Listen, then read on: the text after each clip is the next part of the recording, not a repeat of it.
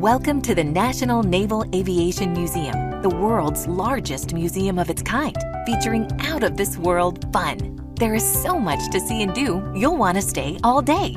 Catch the world-famous Blue Angels. Experience the magic of flight on a giant screen. Enjoy immersive thrills that place you in the middle of the action.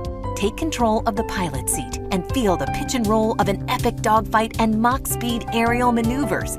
Trace the evolution of naval aviation from the earliest flying machines to NASA space missions with more than 150 beautifully restored aircraft and well over 350,000 square feet of indoor exhibit space.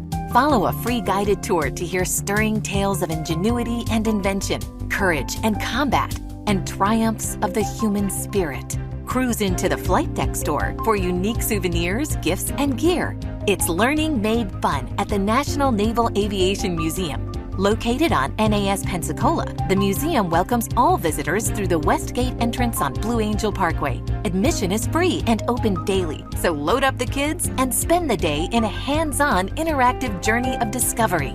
Come out and explore our nation's aviation past, celebrate its triumphs, and inspire the future to ensure the next generation's dreams take flight.